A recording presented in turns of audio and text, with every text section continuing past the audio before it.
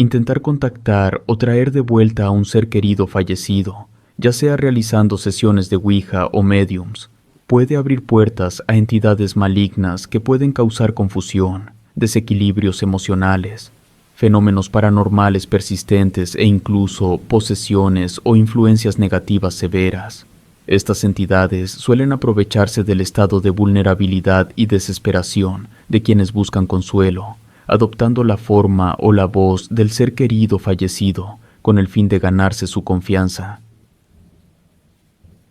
Yo tenía 7 años y mi hermano tenía 14. Él era, por así decirlo, perfecto, al menos desde la perspectiva de mi mamá. Ella lo amaba más que a mí, a mi padre o a cualquier otra persona. Desconozco por qué era así, pero no se molestaba demasiado en ocultarlo. Por supuesto, de vez en cuando decía la clásica frase que todos los padres dicen, que no tienen hijos favoritos, pero recuerdo que en reuniones familiares llegó a expresarlo en más de una ocasión, diciendo que por él sentía un amor mucho más especial del que había tenido con otras personas. Y no me malinterpreten, tampoco era como que mi mamá fuera horrible conmigo. También me quería y trataba de pasar tiempo conmigo, de prestarme atención y de interesarse por mis cosas, solo que no se comparaba en nada al amor y cariño que le tenía a mi hermano. Mi papá era un poco más neutral al respecto. A él sí podía llegar a creerle que amaba a mi hermano y a mí con la misma intensidad, y a diferencia de lo que muchos podrían pensar, mi hermano no era un idiota. Claro que sabía que mi madre lo amaba más, pero nunca me lo echaba en cara, y siempre trataba de portarse bien conmigo en la medida de lo posible. Me refiero a que por la diferencia tan grande de edad, nuestros mundos muchas veces parecían muy distintos, pero aún así, llegábamos a compartir algunos momentos o a jugar videojuegos juntos. Yo lo quería, todos lo querían. Nunca conocí a una persona que opinara que él era un mal sujeto, y fue por eso que la noticia de su muerte fue tan impactante, así como repentina. Él estaba en perfecto estado de salud. Lo que lo mató fue un conductor ebrio, una noche en la que volvía de su entrenamiento de fútbol junto con algunos compañeros. Fue un accidente tan aparatoso que solo 2 personas de las que iban en el auto esa noche sobrevivieron. El funeral tuvo que ser con el ataúd cerrado, porque él no estaba en condiciones de ser visto. No me gustaría ser tan gráfico al respecto, porque, a pesar de que ya ha pasado mucho tiempo, aún me duele. En fin, mi madre estaba devastada. Todos lo estábamos. Pero, como dije, el amor que ella sentía por él era tal que todos temíamos que pudiera cometer una locura contra sí misma por el dolor que experimentaba. Por aquel entonces, como más de una persona murió en el accidente y todos eran muy unidos, tanto las ceremonias fúnebres como los rosarios que se hicieron después fueron conjuntos. En todos esos eventos había muchísima gente. Se realizaron todos en nuestra casa porque tenía un patio muy grande, pero eso no me ayudaba nada en mi duelo porque al haber tanta gente que no conocía, no podía refugiarme en nadie. Mi mamá estaba tan destrozada que era ella quien necesitaba ayuda, y mi padre estaba ocupado consolándola. Yo estaba solo. Claro, algunos familiares más lejanos trataron de consolarme, entre otras cosas, pero yo no les hacía mucho caso. Estaba muy sumergido en mis propios pensamientos. Fue mi primer evento de confrontación con la muerte, y comprendí que no solo los ancianos pueden morirse, sino que la vida puede terminar en cualquier momento. Durante el tercer día del rosario, la casa estaba particularmente más llena que de costumbre. Yo quería ir con mis padres, los estaba buscando entre la multitud, pero una vez que los encontré me detuve un momento porque vi que alguien estaba hablando con ellos. Era una mujer que nunca había visto antes y tampoco recordaba haberla visto los días anteriores como parte de algún familiar.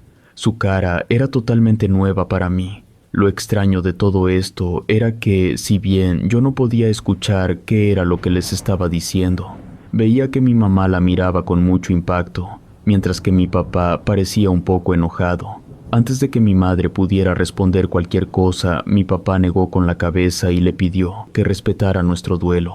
Acto seguido, la señora se fue. Fui con mis papás, pero no solo no me dijeron que les había dicho esa señora, sino que tampoco me prestaron mucha atención, porque casi enseguida mi mamá se soltó a llorar otra vez. Volví a alejarme. Me senté en las escaleras de afuera de la casa y traté de pensar en otra cosa, y de pronto alguien se sentó a mi lado. Creí que quizás se trataba de mi padre o de alguno de mis tíos lejanos que venía a darme ánimos, pero en lugar de eso, me di cuenta de que se trataba de la misma mujer anciana que había estado hablando con mis padres. Se me hizo raro porque, por lo general, los adultos no se me acercaban así. Me quedé callado, viéndola de reojo, porque ella no me decía nada. Estaba a punto de levantarme, pero fue casi como si hubiera leído mis pensamientos, pues me dijo que no lo hiciera, que quería decirme una cosa. La obedecí, y por lo que puedo recordar, al menos no se me hizo extraño que supiera lo que yo pensaba. Pero ahora, de adulto, entre más lo pienso, me doy cuenta de que no tenía ninguna manera de saber que yo quería levantarme. Ni siquiera había hecho algún gesto o colocado mis manos para impulsarme. Ella comenzó preguntándome si extrañaba mucho a mi hermano. Me encogí de hombros y balbuceé un rato antes de decirle que sí. Y como niño que no había tenido a nadie con quien desahogarse en serio, le dije una o dos cosas acerca de lo que más iba a extrañar de él, como que me enseñara más trucos en su patineta o jugar videojuegos juntos. Aquella mujer asintió un poco, pero parecía que en realidad no le interesaba saber cómo me sentía. Solo quería una afirmación. Me dijo que era una bruja y que tenía poderes más allá de mi imaginación. Yo sonreí, porque era un niño que creía en la magia y todo eso. Por eso, cuando me lo dijo, no lo dudé ni un momento. Me dijo que ella sería capaz de traer a mi hermano de vuelta. La miré sorprendido, porque nunca me imaginé que la magia pudiera hacer algo así. No recuerdo qué le respondí, pero ella siguió hablando como si mis respuestas no importaran. Solo me dijo que, por desgracia, no podría traerlo tal y como yo lo recordaba, y que más bien sería algo así como traer su espíritu, pero que sería genial, porque ya no tendría que ir a la escuela ni trabajar, solo podría estar en casa y pasar el rato con nosotros sin ningún problema. Estaba muy confundido al respecto, y creo que ese fue el primer momento en el que comencé a sentir que algo no estaba bien. No sabía qué exactamente, pero cada cosa que decía de repente comenzó a sonar como si fuera algo prohibido y malo, de lo que tenía que alejarme. Esta vez sí hice un gesto para levantarme y le dije que tenía que volver con mis papás. Ella volvió a decirme que no debía asustarme, que miles de personas en todo el mundo matarían por la oportunidad que me estaba dando, que no tenía idea de lo que podía estar dejando pasar. Comenzó a decirme que mi mamá estaba muy triste porque mi hermano había muerto y que yo podía hacerla feliz otra vez porque sería capaz de traerlo de vuelta para siempre. Solo que ese sentimiento no se iba de mi cabeza y todas las alertas dentro de mí me decían que tenía que alejarme antes de que esa señora hiciera otra cosa. Me levanté y entré. Ella entró casi después de mí, pero no me siguió ni me insistió más, solo que a lo largo del rosario sí llegué a ver que estaba muy cercana a mi madre. Esta vez, ya sin que mi papá estuviera presente, le decía algunas cosas mientras mi mamá la miraba atenta, pero también noté que en su mirada había un poco de desconfianza. Esa misma noche ya todos se habían ido de nuestra casa. Recuerdo que yo estaba en mi cuarto tratando de mantener mi mente ocupada para no pensar en mi hermano.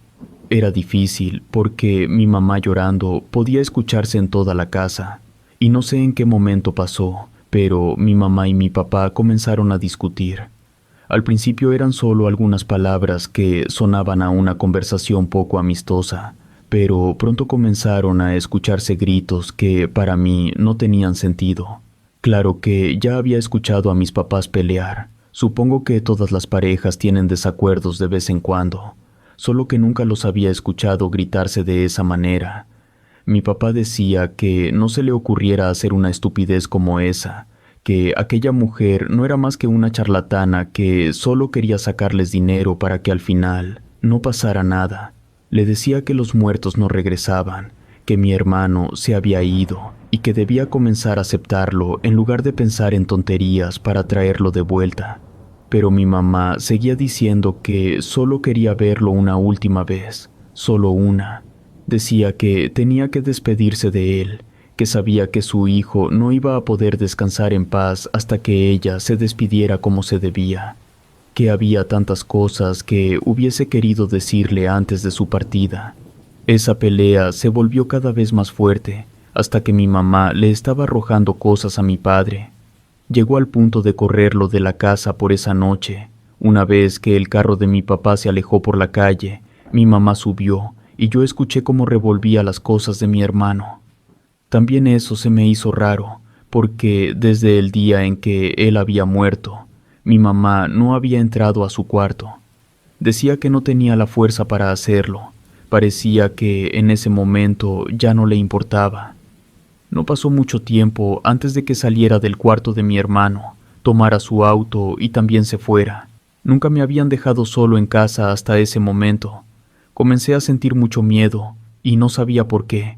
Era más como un presentimiento de que algo horrible estaba por suceder. Estuve solo tanto tiempo que terminé quedándome dormido. Mi mamá no volvía a casa.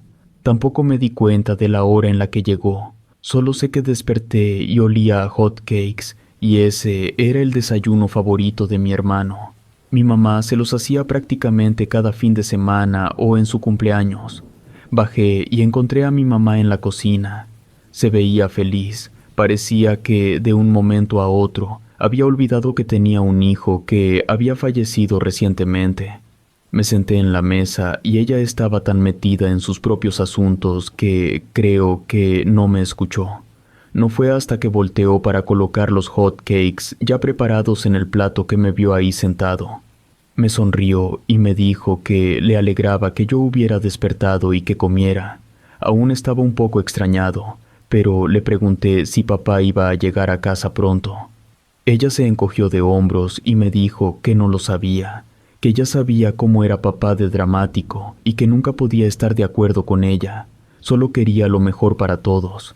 No respondí nada y desayuné en silencio, hasta que cuando iba por el tercero escuché pasos. Pero estos eran pasos muy característicos, y es que cada vez que mi hermano se levantaba, daba 2 pequeños saltos antes de comenzar a caminar al baño.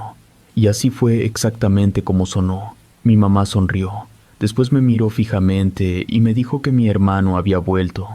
Yo no sabía qué responderle, sobre todo porque se escuchó muy claro cómo abrían y cerraban la puerta del baño, y también cómo le bajaban a la taza.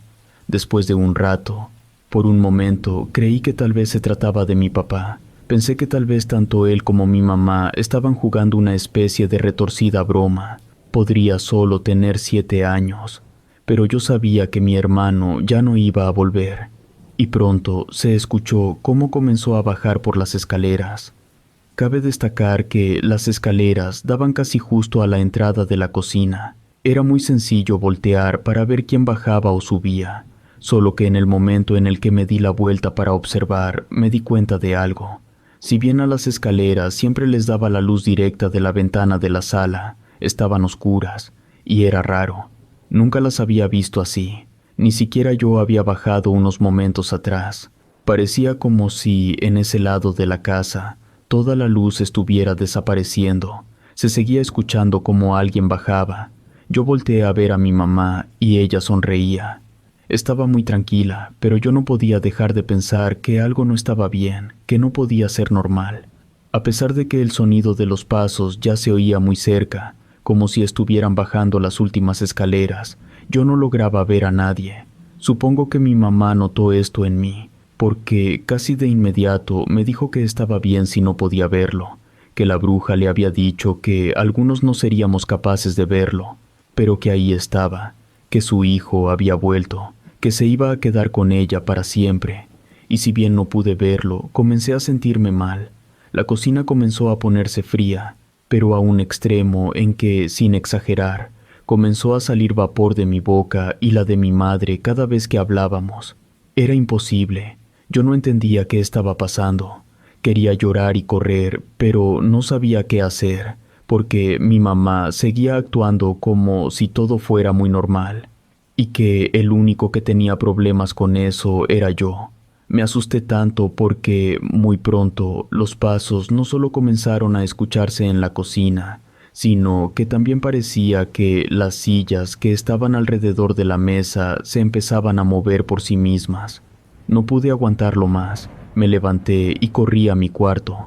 Me sorprendió mucho porque una vez que me di media vuelta para ver las escaleras, estas estaban tal y como siempre habían estado, perfectamente iluminadas por la luz que atravesaba la ventana.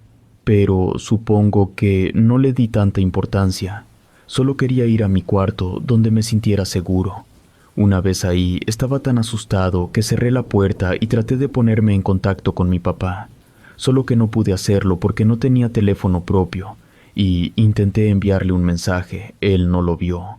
No era porque fuera un horrible padre, sino porque no entendía muchas de esas cosas, y por lo general no abría sus mensajes, solo atendía llamadas. Solo que lo intenté llamar, sonaba hasta que se cortaba. Era obvio que no había abierto su aplicación en mucho tiempo, solo que esto no terminó ahí. Creo que se convirtió en algo cada día más horrible. Había muchos portazos, de eso me acuerdo bien. También, durante casi toda la madrugada, se podían escuchar pasos constantes, la puerta del cuarto de mi hermano abriéndose y cerrándose, lo mismo con todas las estanterías de la cocina o los cajones. Pero no solo era eso. A medida que pasaban los días, parecía que esa cosa, porque yo, hasta el día de hoy, estoy seguro de que no hay posibilidad de que se tratara de mi hermano, no solo tomaba más confianza, sino también más fuerza. Y esa fuerza no la estaba sacando de otra parte que no fuera de mí y de mi madre. A mí me daba sueño casi todo el tiempo que estaba en la casa, y no podía entender el motivo. Nunca había sido un niño que durmiera mucho, casi siempre estaba haciendo algo. No dormía en las tardes y siempre era el primero en despertar. Pero desde que todo eso empezó, mi ciclo de sueño cambió por completo. Me sentía adormilado, recién despertando por las mañanas. Ya había logrado ponerme en contacto con mi papá, pero él minimizaba todo. Me decía que era una etapa de mi madre, que no debía seguirle el juego con esas tonterías, que nada de eso existía. Pero creo que en algún punto se cansó de que lo llamara casi todos los días, porque una vez me preguntó si me sentiría mejor si me iba a vivir con él una temporada. Dijo que lo arreglaría con mi mamá. Le respondí que sí, porque de verdad sabía que necesitaba salir de esa casa. Mi papá me prometió buscar un nuevo departamento con una habitación para mí, y que lo encontrara, me llevaría con él. Pero por desgracia no lo encontró lo suficientemente rápido, y ocurrió una de las peores experiencias para mí. Durante todo ese tiempo, yo me esforzaba por hacerme la idea de que si bien me daba miedo y no lo entendía, tal vez sí se trataba de mi hermano. Sentía, en el fondo, que no podría ser otra cosa, y si era él, no iba a hacernos daño. Pero lo que vi esa noche cambió todo. Me había quedado despierto hasta cerca de las 9 haciendo una maqueta para la escuela. Empecé a escuchar cómo la manija de mi puerta comenzaba a girarse. Desde que todo esto había empezado, siempre ponía seguro por miedo a que algo entrara. Pero esta vez parecía que eso ya no podía detenerlo. La perilla giró tan fuerte que rompió el seguro, y de un segundo a otro la puerta se abrió. Al igual que la primera vez que lo vi en las escaleras, el pasillo estaba tan oscuro que parecía tragarse toda la luz de mi cuarto. Escuché pasos. No, mejor dicho, exactamente los mismos pasos de mi hermano. Creo que los que hemos vivido tanto tiempo con una persona podemos distinguir sus pasos. Eran idénticos a los suyos. Solo que cuando entró, mi habitación comenzó a ponerse muy fría. Intenté gritarle a mi mamá, pero la voz no salía, y fue ahí que lo vi. No directamente, lo vi en el reflejo de un espejo de cuerpo completo que tenía en el cuarto. Y juro que no era él, no lucía como él. Tenía su estatura, sí, pero eso era lo único. Su piel era anaranjada y en varios lugares parecía haberse arañado a sí mismo. No tenía manos, solo muñones, y lo peor, lo que nunca olvidaré, es que tenía cuernos, grandes como los de una cabra. Estaba completamente desnudo. Grité tan fuerte que creí que mis pulmones iban a estallar, pero mi mamá no vino a auxiliarme. Supongo que con toda la adrenalina mi mente solo pensó en huir. Salté por la ventana. No me agarré bien y terminé cayendo. Por suerte, la casa no era tan alta. No fueron heridas fatales, solo me rompí un brazo. Los vecinos me vieron y llamaron a una ambulancia. Mi papá se enteró y fue a verme. Le conté todo. Sé que no me creyó, pero me prometió que no regresaría a la casa con mamá. Y me gustaría decir que desapareció de mi vida para siempre. Pero no fue así. A pesar de que ya no lo vi de alguna forma, me siguió atormentando. Nunca se fue de la casa de mi mamá. Yo ya no volví, pero ahora que no estaba ahí, la salud de mi mamá comenzó a empeorar. Lo peor era que parecía no darse cuenta, o más bien no quería hacerlo.